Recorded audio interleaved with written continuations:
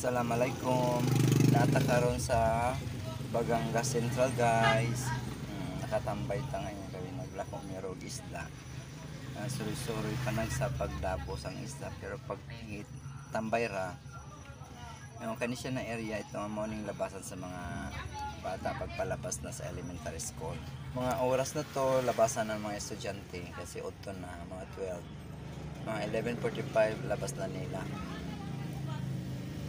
Andiyan na nakita ko ng mga taga-baybay, oh. Naglabasan na sila. Ayan. Balik na naman sila, no. Uwi lang yan sila tapos kakain tapos balik agad sa school. Diba? Ang mga bata ngayon. Hindi tulad noon.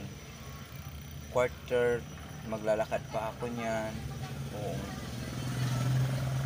Bago ako makarating sa school. And wala nang batang naglalakad, sumasakay na sila ng tricycle. Ayaw nila nang naglalakad sila.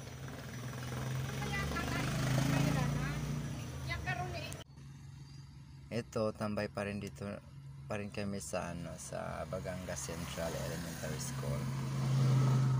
Wait. Pagkahumanan mo sa Baganga Elementary School, diretso na po kami ng South Kiki. Pero kami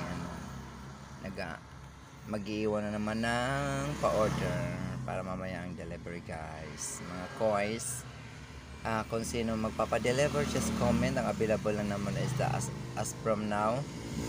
Yan, sa restaurant na yan, meron na kasi mga empleyado, nag-order din yan sila, pang personal nila na gamit, hindi pang restaurant.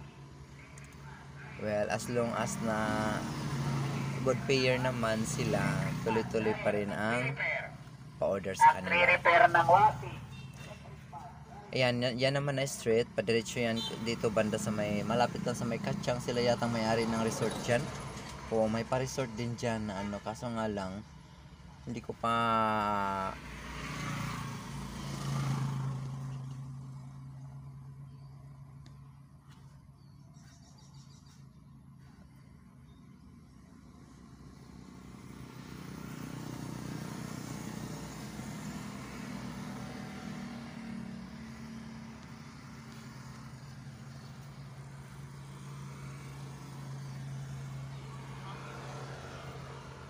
ibig sabihin mababa pang video.